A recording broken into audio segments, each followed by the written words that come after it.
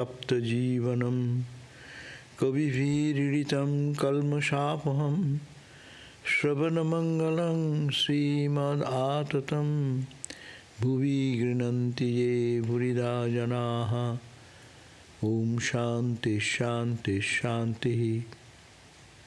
O Lord, your gospel is like nectar and bliss soured upon the pain-stricken lives of suffering humanity. It dispels all the sins and misdeeds of life. It brings spiritual welfare in life, the spiritual beauty, prosperity, and grace spreads through and through one who listens to your holy message. They are the real givers who preach and pronounce the nectar of your holy message to the suffering humanity. Oh, peace, peace, peace be unto us all. So we are back to reading of the Gospel of Sri Ramakrishna. We are on page 889, and there was a discussion going on. Dr. Sarkar has come to visit Sri Ramakrishna in Shampukur house, and that conversation is continuing.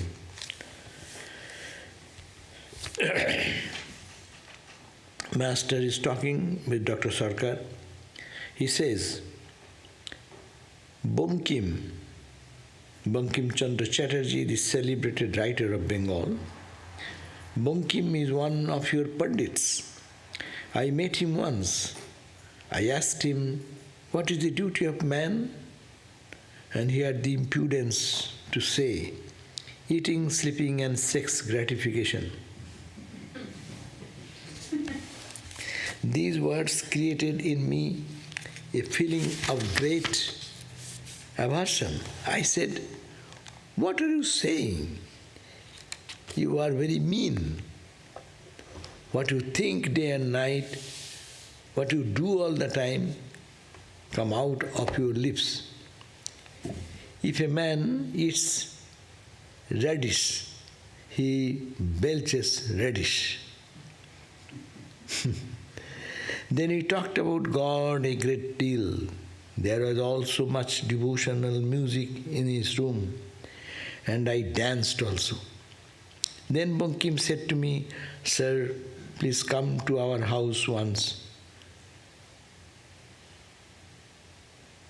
That depends on God, I laughed and said.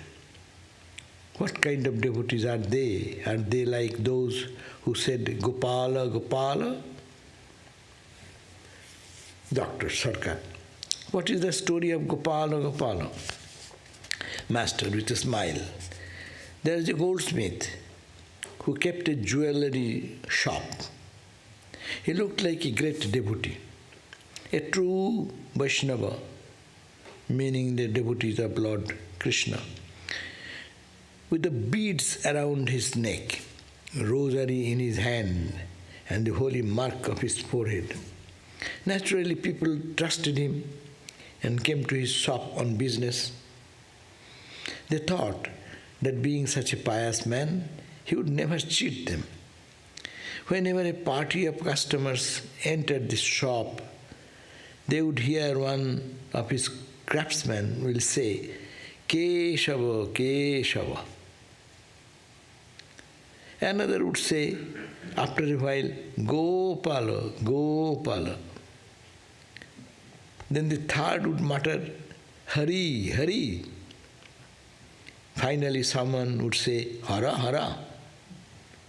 Now, these are, as you know, different names of God. Hearing so much chanting of God's name, the customers naturally thought that this goldsmith must be a very superior person. But can you guess the goldsmith's true intention? The man who said Keshava, Keshava meant to ask, who are these customers? The man who said Gopala, Gopala conveyed the idea that the customers were merely a herd of cows. That was the estimate he formed of them after the exchange of a few words. The man who said, "Hari, Hari," asked, "Since they are no better than a herd of cows, then may we rob them?" He who said, "Hara, Hara," gave his assent, meaning by those words, "Do rob by all means, since they are mere cows," and all laughed. So this is a very interesting story, and this entire episode is coming that he has met one of the Bankim Chandra Chatterjee, is a great celebrated writer and novelist, and so he jokingly said that what he said when Master asked him what is the goal of life. He asked, what is the duty of a man? And he said only eating, sleeping, and just sex gratification. And then Ramakrishna didn't like it. Ramakrishna said that he has come to a man of reputation, of wisdom. He should think something higher. Life's goal is not the Freudian philosophy is not the goal of life only. That may be for many people, but there is a higher goal of life. So you being such an educated person cannot rise above these rusty thoughts. So that's why he was little chastising him, saying, "You are eating radish and you are belching radish." But that means, that's true. It is for philosophically very true. What you think, it comes out of your mouth. Constantly you thinking good thoughts, no? Even people are taking Rama, Rama, Rama, Rama, Rama, Rama, those are doing, no? Even inadvertently, so you are sleeping and push someone, Rama will come out. But to those who are of different thought, that thought will be predominant. It will train the mind, no?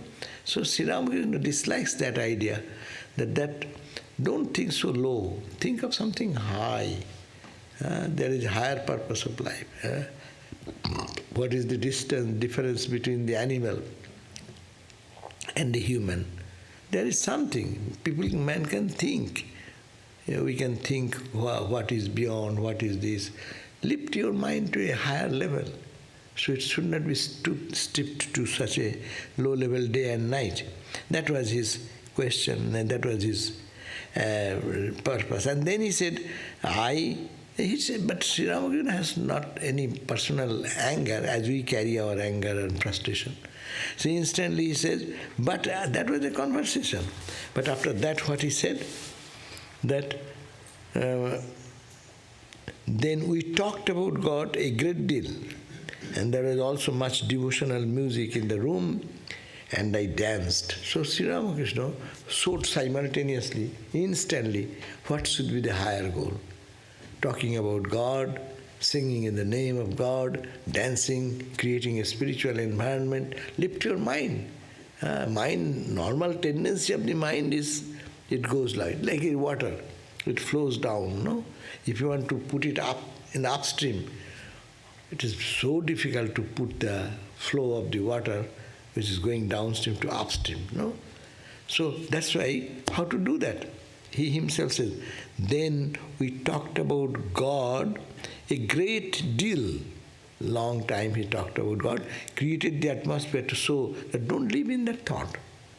Those are human nature. There's nothing wrong to have that human nature, because you have to transcend that. So talk about God, think about God, sing about God, dance about God. If you want to dance, dance in the name of the Lord. So there was also devotional music. That music creates the mind in a spiritual mood.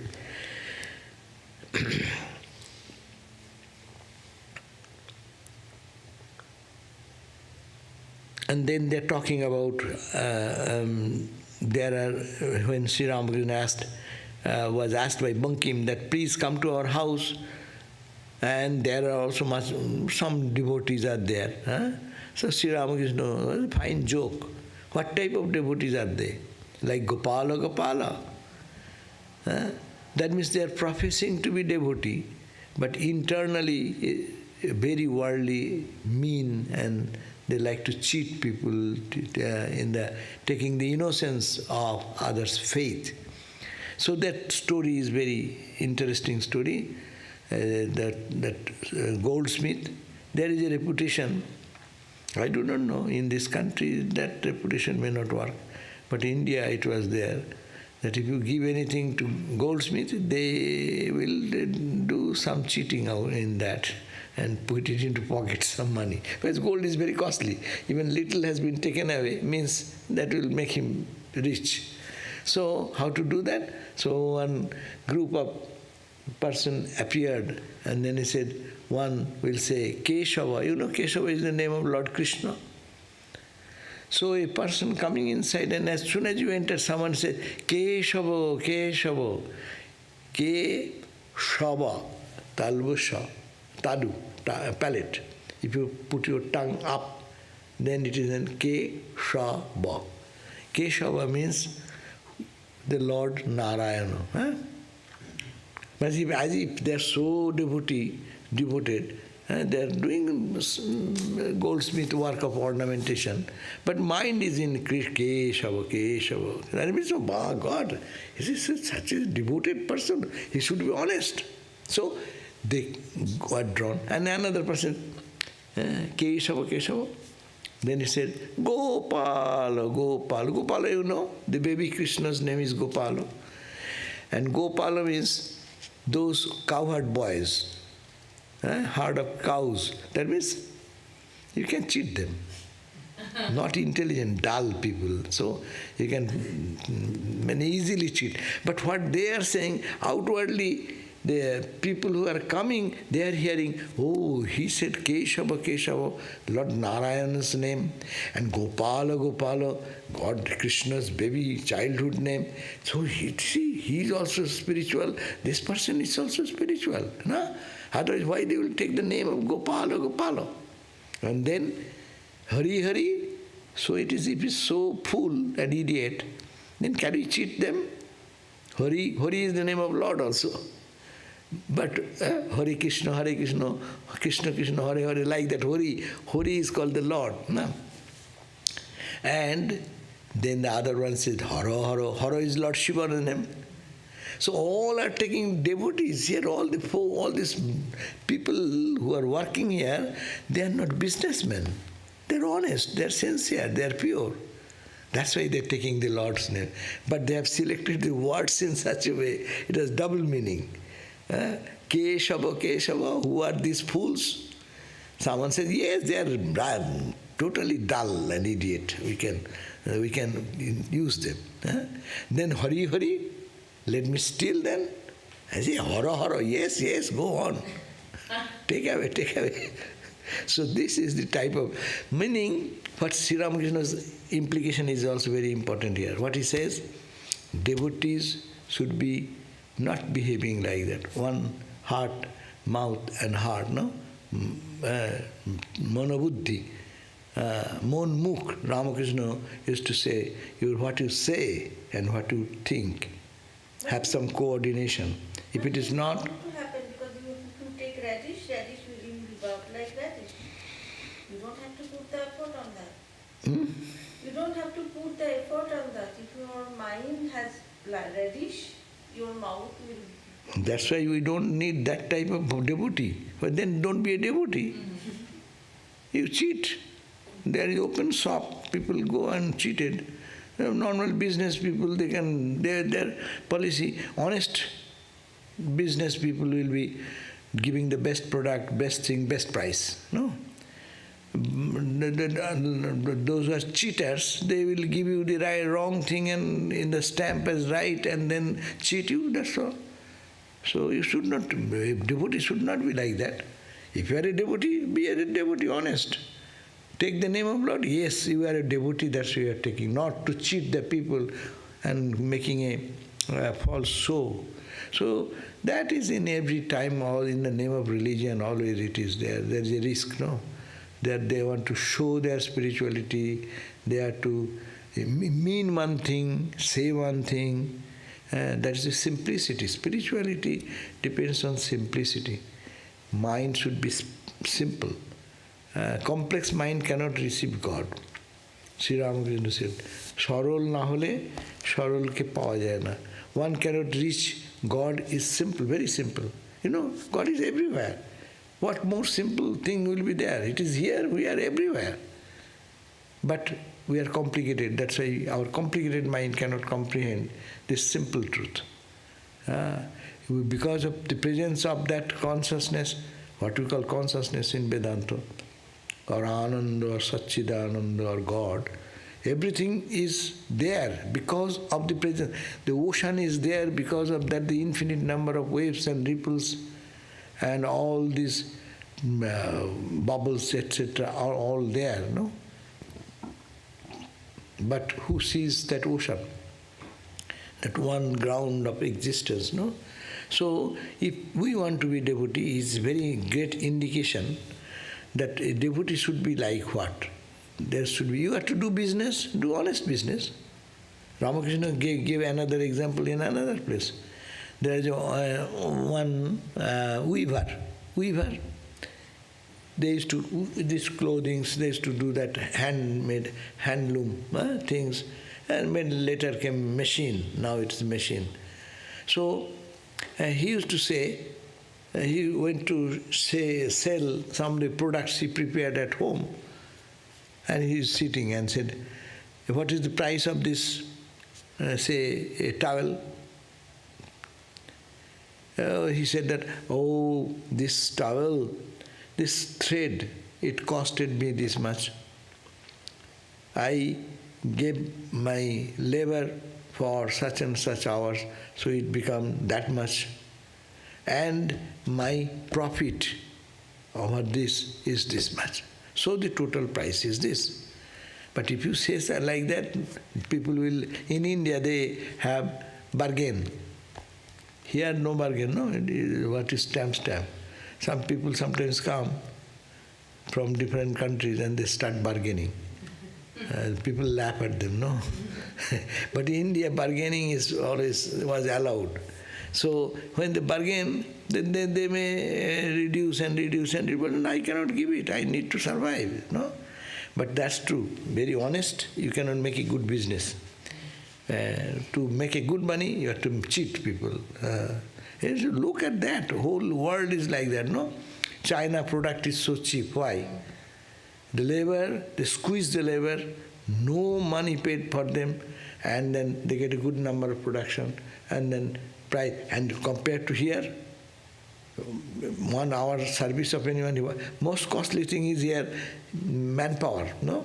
You ask one plumber to come for 1 hour, how much they will charge? Huh? $200. You go in India, they will give not even one bread loaf for their survival. So they squeeze that way, the price comes down, and they make a good money. So honesty for spiritual people. That's why the spiritual people are mostly poor people. You look at everywhere, rarely some people will be very spiritual at the same time rich. But mostly, because of their honesty, they don't make much good position or money and wealth and other things. So that is the way for this devotee, Sri Ramakrishna's indication is that it should be honest and sincere, and it should not be mind, thought and speech. They should be aligned. Most of the time we are hypocrites. Who is called hypocrite? Simple definition. Who is hypocrite? Keeping something in mind, saying something in the outside, and behaving something else. No? That's called the hypocrite. But the spirituality and hypocrisy, this behavior does not go along. It should be honest to sincere to God, no? So that's why it is so much emphasis. Sorrow means simple, be simple.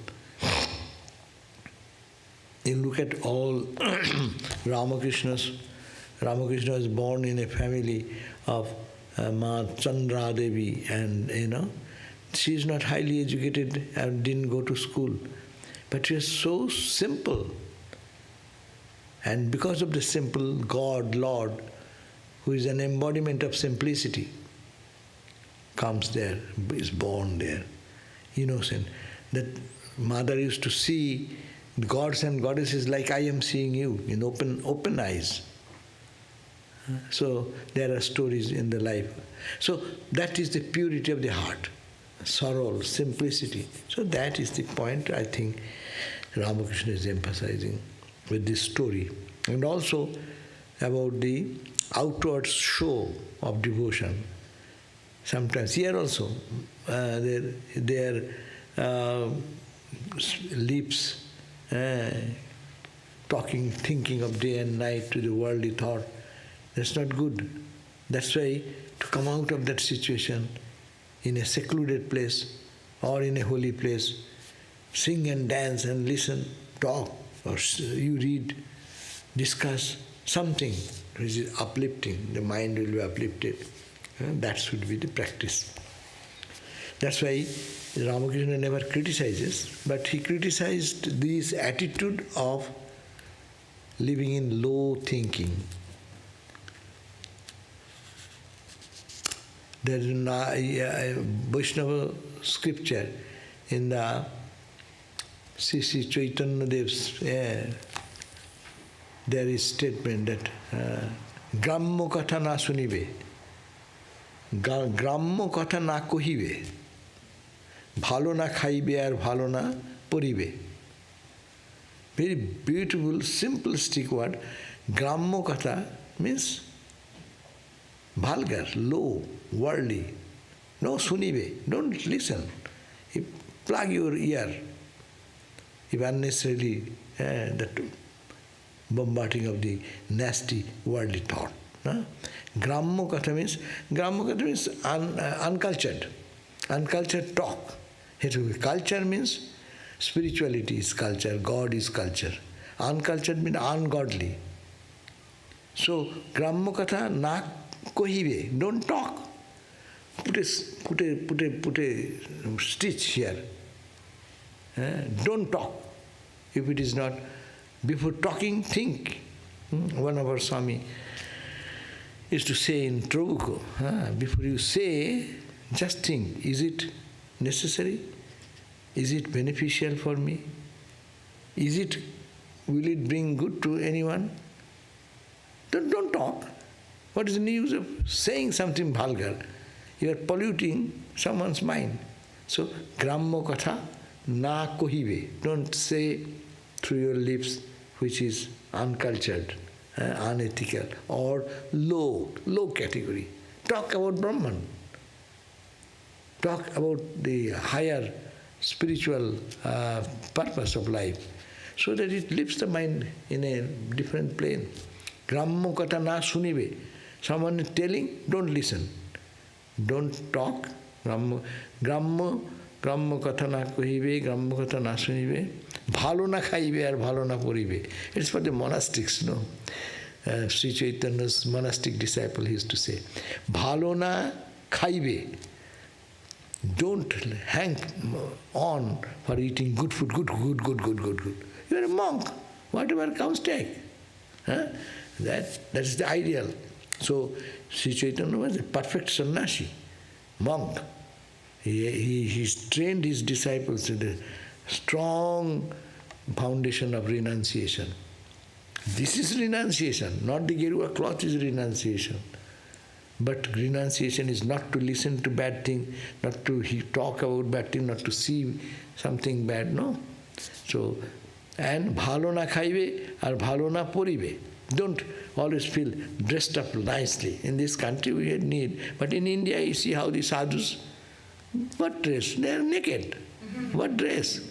A little some loin cloth or little some half cloth, but they don't think uncultured. They look like nice. They look nice with that dress, because it is this spirit of renunciation.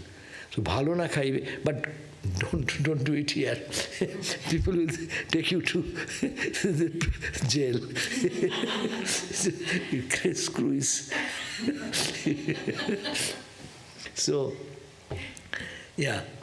So, but the ideal is that do this. Don't listen worldly talks. Then simple language will be, don't talk worldly talks, don't hear worldly thoughts, don't dress up, use your whole energy in dressing up this dress, that dress, that dress, that dress. Yeah, there are positions, do that, but it should not be excessive, over.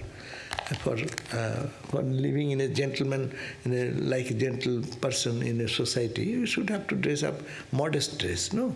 And that should be decent dress, no?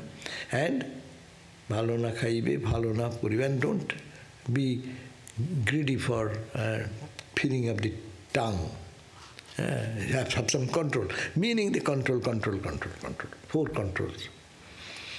So that is the idea, I think, that these 2 paragraphs Ramakrishna gave.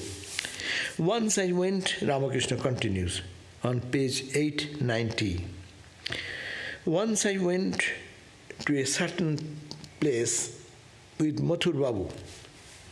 Many Pandits came forward to argue with me. And you all know that I am a fool. The Pandits saw that a strange mood of mine. When the conversation was over, they said to me, "Sir, after hearing your words, all that we have studied before, our knowledge and scholarship has proved to be mere spittle. Now we realize that a man does not lack wisdom if he has the grace of God. The fool becomes wise, and the mute become eloquent. Therefore I say that a man does not become a scholar by the mere study of books." That is Ramakrishna's contribution, special contribution in this age. Calcutta was under the British rule, so studying books was considered to be the most highest thing. No, I have read this book, Tyndall, Huxley, and all these big philosophers, Kant, Hegel, these, that make you scholarly. But for spirituality, it is not necessary. But those will be teachers. They need to know that and to explain that for their own benefit. But Ramakrishna is saying that the Pandit is the scholars.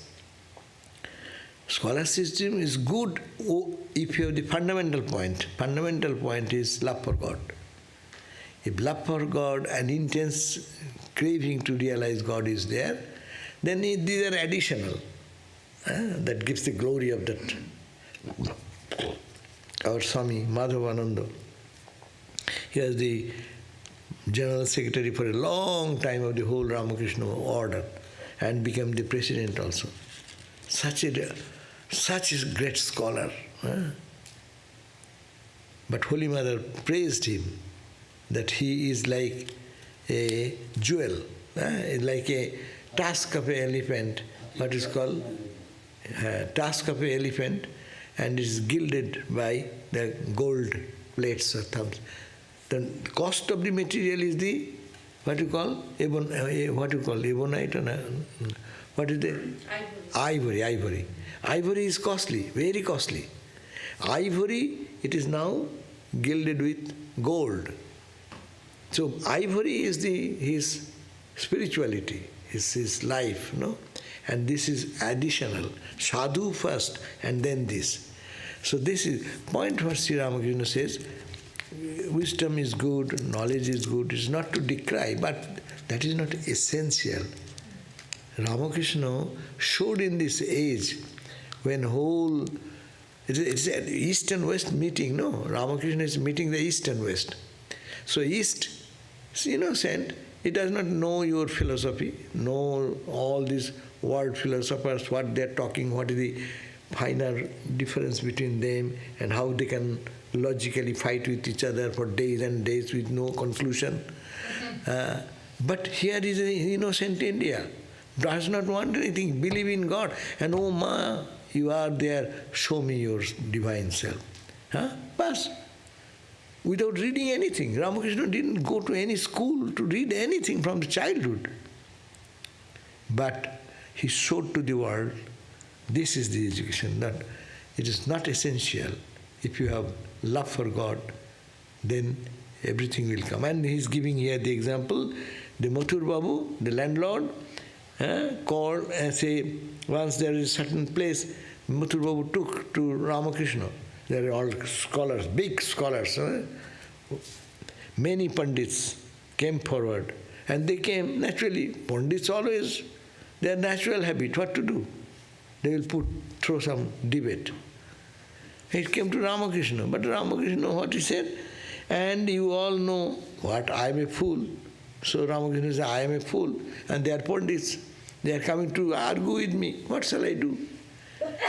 I do not know anything, but what Ramakrishna said, at hearing all this, the Pandits just was convinced that their wisdom was intellectual wisdom, and here is an experiential wisdom. So that has no parallel of it. And they became really, their arguments, their understanding, intellectual understanding is far away, Ramakrishna said, what is that? Milk. Someone is hard about milk. Good lecture, you can give me a good lecture of milk. Will that make me any change in my life? Milk is good, milk has this vitamin, D, C, whatever you can say, so many things are there, and that will nurture your bones and your bone marrow and this and that. You give me 1 hour lecture about milk. Will that make any change in my health? Then you have to see milk. Then you have to bring the milk and drink it, and then make it a part of your life. So spirituality is like not hearing, not talking, but getting more and deeper and deeper and deeper, and inside and absorbing the whole thing. And God is there, I can feel absorbed in every pore of my body, in every feeling of me. So that is the purpose of spiritual life. So Sri Ramakrishna's presence gave that conviction to the Pandits. Pandits, they spend their whole life in scriptures, no? But Vijay Ramakrishna said that they cannot taste the mango. They are all in the mango grove, only talking about which mango tree came in which direction, how it was planted, how it was pruned, how the combination of this Alfonso with this is a mixed mango, its taste different, and all talk. But you take a mango and start eating, enjoying that. That is called spirituality. That's Sri Ramakrishna. Always Sri Ramakrishna emphasizes on that, so that our attention goes for that directly the fundamental purpose of life, God realization. Yes, Ramakrishna continues, yes, how true it is. How can a man who has the grace of God lack knowledge? Look at me, I am a fool. I do not know anything. Then who is that utters these words?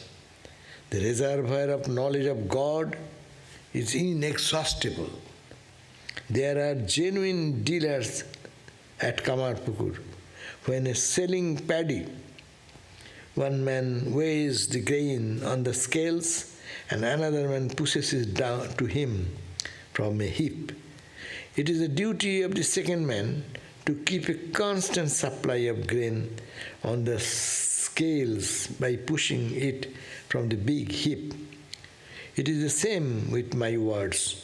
No sooner are they about to run short than the Divine Mother sends a new supply from her inexhaustible storehouse of knowledge. You have no idea, in India, in villages, when they people sell, say, paddy or rice. So rice store, you go there and have purchased maybe 1 truck you need. So they have all supplies there. And they weigh. They say, and they weigh those in the scale, 1 time, 2 times, say 5 pound or 10 pound on this side, 10 pound, 10. They remember 10 Rame Ram. They also take the name of God. Rame Ram. Ram, Ram, Ram, Ram, Ram, Ram, one Ram, 2 Ram, 3 Ram, 4 Ram. That means Rame Ram, Rame Dui, Rame Teen, Rame Char, Rame Panch, Rame 5, Rame 6, Rame 7, like that. They will, and as soon as the measurement is done, they put it into the buyer's box, no? And then again it comes, it does not get exhausted because there is another man standing. As soon as little less, they are bringing another bag full of rice and then pouring out. And so mother is like the supplier of this knowledge. That's why Swami Vivekananda also, in this country when he used to speak, if we had to give one lecture every day, all our knowledge will go away, evaporate. What I'll say in the morning, that will come in the evening, that will come in the next morning, and people will run away. But you need Swami Vivekananda speaking every day, not in one place, but he read the lectures. Repetition will be there, of course, ideas are, but see, it does not create any monotony. And new thoughts, new ideas, it is supplied. Where the supply comes from? Not from intellect. Intellect comes, you have to read books only. And you can quote this book, that book, that book, that book. But when spontaneous knowledge comes, it is mother supplying from within. Sometimes several lectures a day. Yeah. So even somebody said that he's talking to somebody the whole night. And then he asked, who you are talking last night? Meaning, Swami Vivekananda thought that tomorrow what shall I say? I have said whatever my knowledge, it is exhausted. But whole night, Ramakrishna came in his experience and he's supplying all the new thoughts. And next day, he's refreshed and he's going. So, inexhaustible supply of that spiritual truth. And it comes in a newer form every time, new and newer form. It is revealed in the pure heart. So he says that when Pandit's knowledge is restricted, limited, but experiential knowledge is inexhaustible because it is supplied by God. That's why he said, the Divine Mother, no sooner are they about to run, no? It is the same as my words. My words mean Ramakrishna saying what I say. Keshav Sen is coming, getting charmed with his word. Keshav Sen is a world mover. He is a great orator. The whole world listens when Keshav speaks. No? And that man coming to Ramakrishna spellbound. Like when the cobra, in front of cobra someone plays a flute, the cobra becomes stopped. And the power of that charm is there. What is that charm? What comes from the flute? The Ramakrishna's flute. Whatever, this gospel is Ramakrishna's flute. So what is coming out is inexhaustible knowledge, and you can analyze it in so many ways. It never becomes old. Today you read, tomorrow morning you read again. You will have a different slant of understanding. Because why? It is a perennial message, eternal message, and truth, not coming from the brain, but coming from the experience. Every word is just dropping from the experience. So, no sooner that they about to run short, then the Divine Mother sends a new supply from her inexhaustible storehouse of knowledge, Ramakrishna says. I have heard from many Swamis also. Many very renowned Swamis whose lectures people get overwhelmed, no? See, Lokeshwarananda, he is no one in the body. People say it is stage fright. Some people have stage fright, no? People think that he is stage fright. No. Before his lecture, he was here.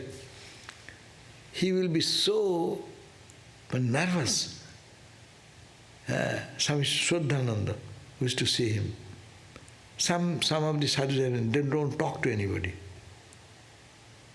They get so much surrendered too much. They don't think of the point. We always think of the point. What shall I say? Oh, this point I'm missing. I'll note down. Last moment I note down. Like a schoolboy going to appear in the school examination. Last moment the time is come to take the the paper, and jointing. No, it is not like that. It flows. So they pray to. I have heard Lokeshwarananda Swami. They used to. So nervous and praying as it were. They do not know what will say. But he comes and stands and starts. Boom. And it flows. Everyone is charmed when he speaks something. Sarvadevananda Swami I have seen. He will be so absorbed. Sri Sarvadevananda Swami used to do when he used to come. So forget about anything. Only praying, then not last minute note down here from one line, here from another line. No, not that business. Just forget about everything. Just surrendering to Mother or Thakur, whatever. And when they stand, the flow comes spontaneously. It is not like unprepared talk. Sometimes we do unprepared talk. It is not unprepared. But when he speaks, they have prepared something. They have in their preparation. In this, I have seen them, they prepare notes like that. Swami Sarvadevananda ji used to come with such, Swami Shivananda used to come with prepared notes. But when he starts, it goes in one direction. Even the note, what he has thought to speak, he didn't speak all those points. And people that day, it touches our heart. Oh, it's very good because it hits our heart. When it comes from that heart to heart, it responds. So this is the point that the mother supplies that, and they believe in that. They have that experience that to surrender to that mother, and with all as much as they have done, with exhausting that brain work, then giving it to mother, and what supply comes, then they flow in the supply. During my boyhood, God manifested himself in me. I was then 11 years old. One day, while I was walking across a paddy field, I saw something. Later on, I came to know from people that I had been unconscious, and my body totally motionless. Since that day, I have been an altogether different man. I began to see another person within me.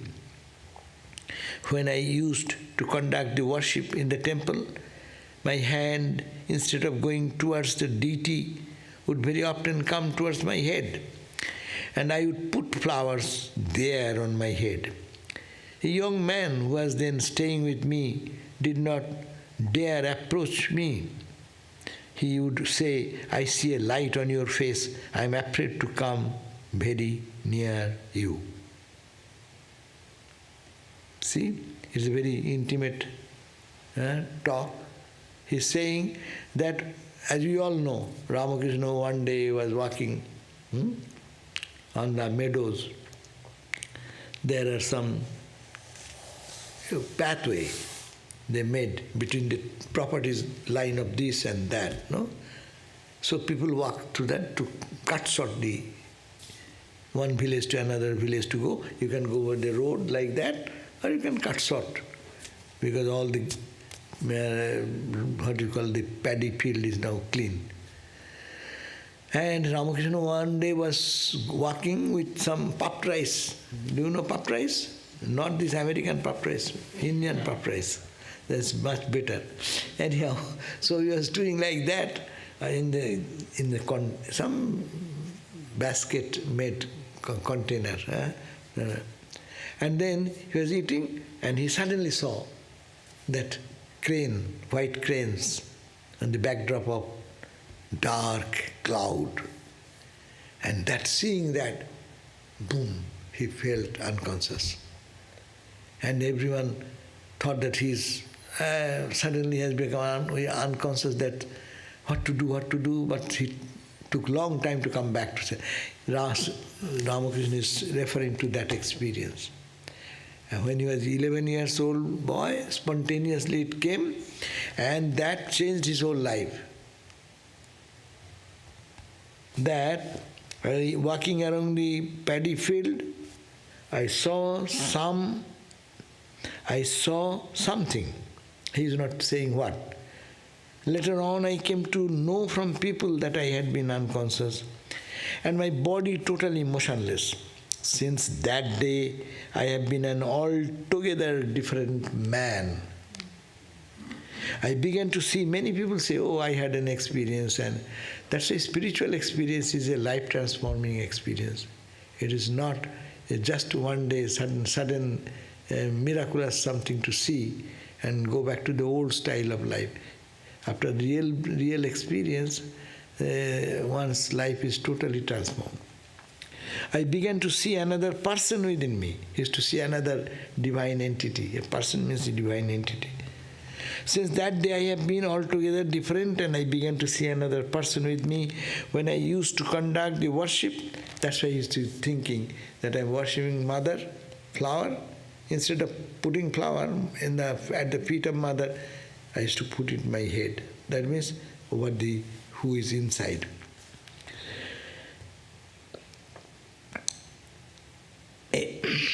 And a young man who was then staying with me, when he is like staying together in the same room, you can say, no?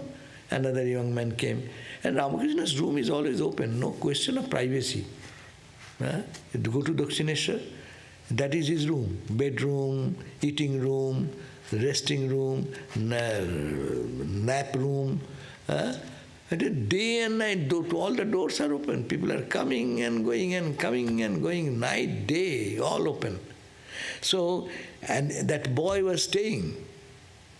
But after that experience, when he was doing the puja, he was staying with me, did not dare to approach me. He was living with me, but when I was intoxicated in this type of worship, could not look at me.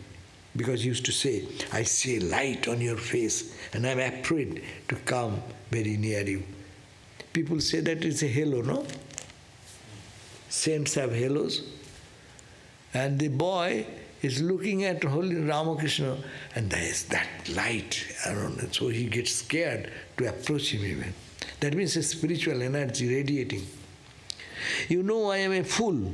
Again he repeats 3 times, he has said within these few pages, I am a fool as you know, I am a fool as you know. Meaning, fool in the sense of you people, educated people. You know who has gone to college, school, got BA degree, MA degree, MSc degree, PhD degree, they are all college educated, and we are all fool. So he didn't go to school even, and only he went for a few days and learned only addition, and when the subtraction came, arithmetic, he said, I cannot do that, my head does not catch it. It is only he knows to add. But to subtract, to minus, anything, his brain drilling started drilling. So he gave up. No more arithmetic is done there. So that is the addition. So you know I am a fool, I know nothing. Then who is that says all these things? I am nothing. But who is saying all these things? I say to the Divine Mother, O Mother, I am the machine and thou art the operator. I am the house and thou art the indweller. I am the chariot and thou art the charioteer. I do as thou makest me do. I speak as thou makest me speak. I move as thou makest me move. It is not I. It is not I. It is all thou. It is all thou. Hers is the glory. We are only her instruments. Once Radha, to prove her chastity, carried on her head a pitcher filled with water. The pitcher had 1,000 holes, but not a drop of water spilled. People began to praise her, saying, "Such a chaste woman the world will never see again." Then the Radharani said to them, "Why do you praise me? Say, glory unto Krishna. Hail Krishna, I am only his handmaid." She says this prayer, no? We also say, "Oh Lord, I am the machine, you are the machinist." But I know I am doing. I say, "I am nothing, I am nothing." You don't know who am I? That does not happen unless one is really have some experience. But we can practice that. I am nothing. It is intellectually.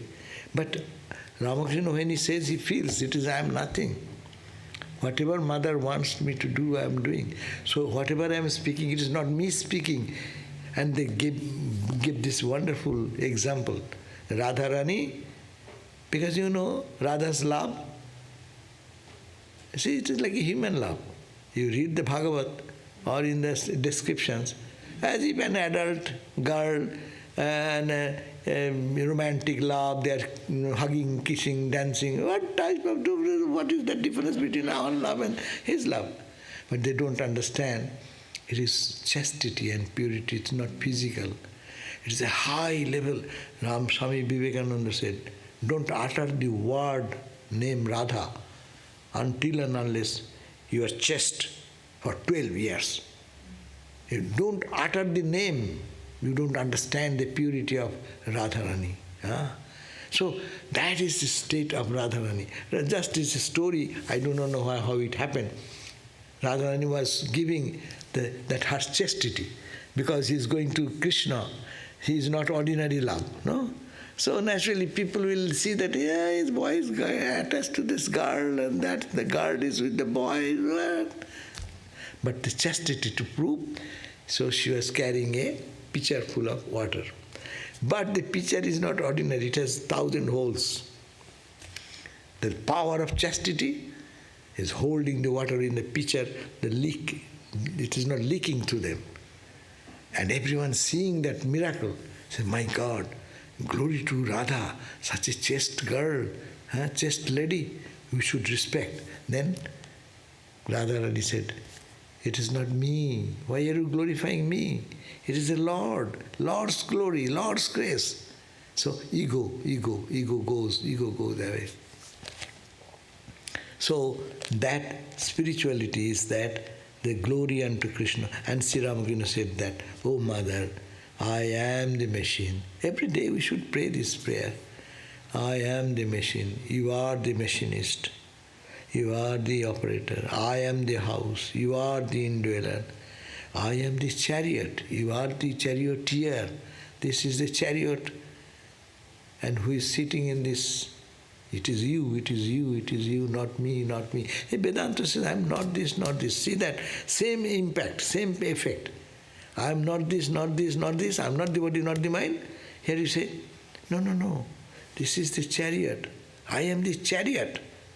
You are the charioteer. Chariot should move as per the intention of the charioteer. But our machine does not move according to charioteer's wish. I have my wish. The charioteer wants to drive me right side, I turn my bend into left side. No, when did you know the bicycling? When you're cycling, when the wheels become little out of balance, no? You try to turn it this way, it goes that other way, no? So our life is like that. Our ego has developed there. Our own way of looking at the thing, right and wrong and this and that has come. So that's why it turns not according to the will of the driver. So the beautiful, Kathopanishad gives this idea that Atmanang Rathinang Viddhi, Atman who is sitting inside, he is the Rathi, he is the owner, charioteer. No, charioteer, no, he is the chariot, he is the Babu. Like you you drive your own car, but when you call an Uber, so you are the Babu sitting at the end. Hey, take me to this address, no? And the charioteer is here, the driver is driving you, and the whole machine is moving according to your wish. If it goes, then that is following, he is the indweller, and the Babu is sitting, the car is moving. But for our life it does not happen. Babu is sitting here, Babu is saying, hey, look at me, I am here. I am Satchidananda, why are you running for this worthless things in the world? Look at me, look at... No, I go this way, I go that way, I find this way. No, this is my own choices. So we don't hear. So this prayer is very good. On page 891, this prayer is there. I am the charioteer, you are the charioteer. I do as thou makest me do. It sincerely should be prayed to him. Oh, I do whatever, O Lord, whatever you make me do. Sincerely. That means our ego reduced. This ego, which Vedanta says, I am not this, in bhakti, you are reducing that ego to zero. Then the God's ego will work. So long my ego is there, that God's ego does not work there. It supersedes. My ego has, little cloud has the power to supersede the brightness of the sun. Sun is so bright, a little patch of cloud can create such confusion. So similarly, the same thing here. Okay, so almost the time is over. Once in that strange mood of mine, I placed my foot on the Bijaya's chest. You know how greatly I respect him. I placed my foot on his body. What do you say about that? He's saying, Vijaya Krishna Goswami, Questions are there. So, Vijaya Krishna Goswami is such a well-respected person, and Ramakrishna went into spiritual mood, and in that mood, he put his feet on the chest of such a leader of that time is a big, Brahmo leader. And he put his leg on his chest. He said, I do not know what is happened like that, But he does not do himself. His ego is not there working. The divine is working through them. So that does not mean we should do that. Okay, so we end here. Immediately Dr. Sarkar will say, that's not good. You should not do. Doctor said, but now you should be careful. Don't do like that. But Master said with folded hands, what can I do? I become completely unconscious in the mood. Then I do not know at all what I am doing. Then doctor says, you should be careful. No use folding your hands like that. Expressing your regret. Yeah, and then Master said, can I do anything myself in that mood? What do you think of that state? If you think it is a wax, then I should say that your study of science and all that is bosh. B-O-S-H, bosh. What does it mean? You're useless. Your study, etc. is useless. I don't do. I have no ego that time. I cannot say why it happens. Why do I do? I don't do. Ramakrishna said, I am such a humble person, always folding hand and bowing down to everyone. By natural when he lives in the world, no? But in this state, when that spiritual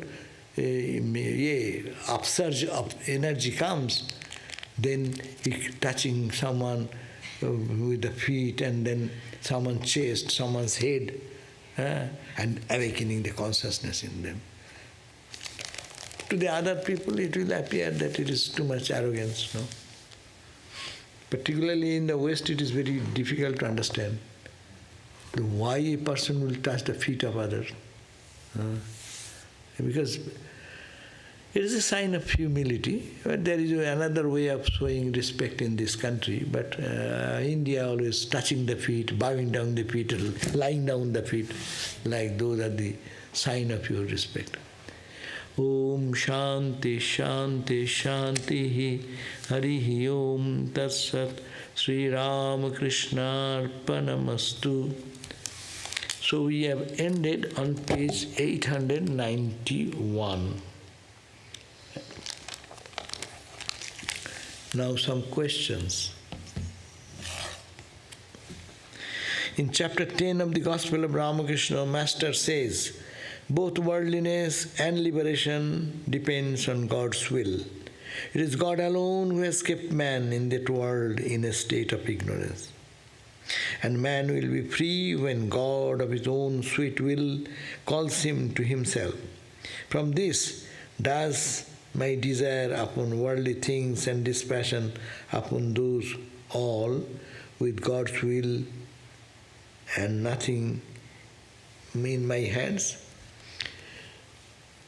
His question is that, the quote is that, a liberation, Holy Ramakrishna said, both the worldliness and liberation depend on God. Ramakrishna said, it is God who alone who has kept man in the world in a state of ignorance. It is God has kept us in this way, Ramakrishna said. And man will be free when? When God, out of his sweet will, calls him to himself. Quote ends here.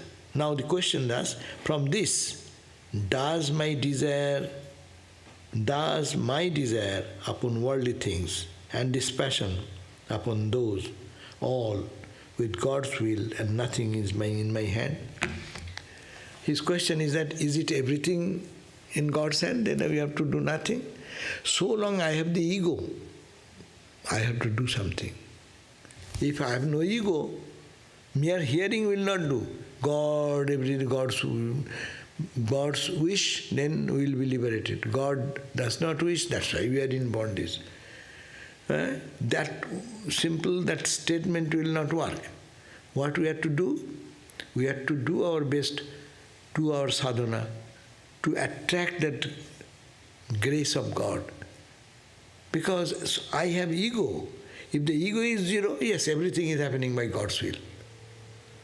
Because, yes, everything in the world, Ramakrishna said, even the leaf does not move without the will of God. But that is for whom? I may say so. But I know that I came here, I am talking to you, I am lecturing. My lecture is good, bad. You say, ha ha ha, I'll be happy. You say, what you talked about, I'll be bad. So this is the me, this is my condition. And I will say, God's will, God's will. God's will, no. So long you have your ego, to purify that ego, surrender yourself to God, pray to God. It's justice. I am the machine, you are the machinist. I am the house, you are the house, indweller in the house. So say that day and night, so that my ego goes away. Really then, everything is done by God and His all grace. And His grace will come. Then that grace will give us freedom.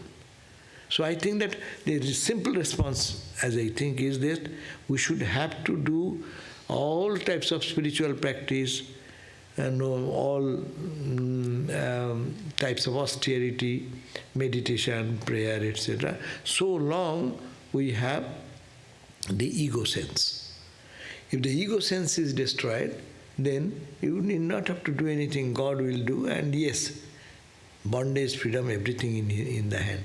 You know, at the end of tremendous spiritual practice, this last thing depends on the grace of God. You may do, that's why you will find such statement. You may do your spiritual sadhana, but liberation it depends on the grace of God. Why? You may do so far, but don't think, be proud enough, I have realized God by my own effort. That ego you will have to break at point. Even the Shankaracharya is praying to Mother, Mokshadwaro kapato patana kari Kashi puradhishwari Bhikshang dehi Kripa avalambana kari Mata Annapurneshwari. Oh Mother Annapurna, give her of the food and support, spiritual food, nurturing. Say that you are to give her of all this. You can liberate me from the bondage and you can open the door to liberation. Moksha dwaro. Dwaro means the door. Moksha means liberation. Kapato, that which is this door blocking, pato nakuri. Just press. You can break through. For me, I am poor child, I cannot push the door. You, Mother, come and break through and come into my life. Moksha dwaro kapato pato. Kashipura, they say, oh Mother, do this. So that is the question of grace. Grace comes there at that point. Okay? So it is done. Another question is there. Oh, acha. Thakur means Ramakrishna. Ramakrishna always encouraged a person's spiritual development at the individual level, whereas Swamiji expected youths to be of service to the society and nation. How should one decide whether one should focus on one's own spiritual development or take into the account of toil to address the problems persisting in the society, like general decay of good values in youths and every general? It's a good idea. Yes, Ramakrishna and Vivekananda are not contradictory here. Sri Ramakrishna always encouraged a person's spiritual development. But what is spiritual development? Spiritual development does not mean you sit in meditation chamber and doze off and do nothing and sit and eat and die. That's not spirituality. Do good to others. Do good. See God in others and serve. That is spiritual practice. That's why Swami Vivekananda expected youths not to be too much spiritual and going to Ganga and taking a dip and then... no, you manifest your love for God. How? Serve God. Help the living God. So that is your spiritual practice of the age. It is old religion is to say, Swami Vivekananda, what is that? The old religion is to say that he is an atheist who does not believe in God. But new religion says he is an atheist who does not believe in himself. What are you? What is in you?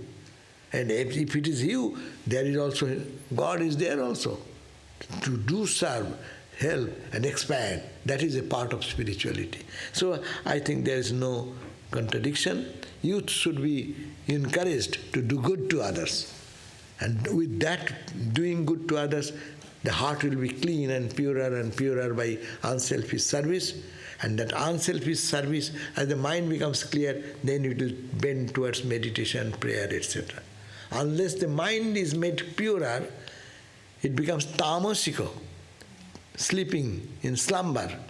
That person cannot be religious, spiritual. Therefore, first be unselfish. First think of others. Expand yourself. And then that expansion will gradually purify the heart, and that way serving others will make one fit to be a spiritual person, to be drawn in towards God. So this is also, I think there is no contradiction. Okay? Thank you. Medhananda's class. Tomorrow is my Swami Medhananda's class. What is it? Much ado about clay pot. Much ado about? Clay pot. Clay pot. Much ado about the clay pot. Medhananda's speech tomorrow at 7:30. Please come. I had a question.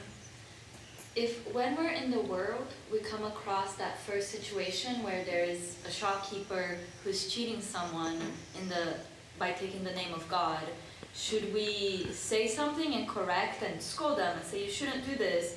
Or should we, like Masharda says, she says we shouldn't find fault with others, so should we just leave? No, they say depending on your capacity, if you think really we should be unselfish, you are not here to correct others, but it is bad. If it is you have the correct position to say something and that impacts his character, he changes something, it's better to say or to report to some people who can take action so that he becomes corrected. That is, but that should be also, as a spiritual student, we should have to do it as a service to him. It is for his good. But what we do? Out of anger. He's a cad. He's doing this. He should be punished. He should be taken into court. This is a bad guy. That's your anger. That's your own frustration. You're imposing on you. If you want to correct him, do in such a way that your unconditional love flows for his well-being. For that, you put him to jail. That's also good, because they learn that I did a mistake. I know that one of our Swami in India, he's now one of the Vice President Maharaj, he used to go to jail, prison, and he used to tell stories about Ramakrishna's gospel and this and that. And he told a story of the Pawhari Baba. That thief came, and thief was stealing something, and Pawhari Baba woke up, and seeing that the thief, as much as he could collect, he took it and ran, and following him, the Pawhari Baba also woke up and took some other items and ran. And afterward they caught each other. And when they caught, then the thief said, please release me, I am a poor guy, that's why you went to go for stealing, so I return your things, please don't put me to jail or to police. Then he said, no, not for that. I have come to give away the other valuables which you have not forgotten to steal, so take it. And that changed him, no? This story was told to one once in the prison in Malda, your Malda prison. And then one day he was walking on the street of that town, Malda. The two Muslim boys came and followed him and saluted touched his feet and pranam. They said, what's the matter? Well, you don't remember us? I was in the jail. He did notorious activity, so he was put to several times to jail. And then he said, you can do everything. Why are you in the jail? You have to think that you have done something wrong. You should not do that. You are a man to live in the free country, like a free soul, no? And then the story of the Pawhari Baba, he told. These two Muslim boys told to the Swami that that day told us this story, and that struck me. I can be different. And that's why I have done one barber shop. Please come and have some sweets and tea. He forced him to bring them to this shop, barber shop, and then honored them. The point is that is the purpose should be to help him. Not only criticism anyone can do. He's a bad guy. Okay, I'm a bad guy. You tell what was the greatness in that? You are not doing any good to me. You are making me more bad feeling. But if you really think something good, you have to take some positive action, and not for vengeance or not for anything, but how to help him. Or if not, hands off from a distance, salute. That's all. If you can help. If you don't help, salute from a distance and pray to God. But this response may be also different way. There may be another way of looking at. These questions can be looked at from different angles and different responses may come.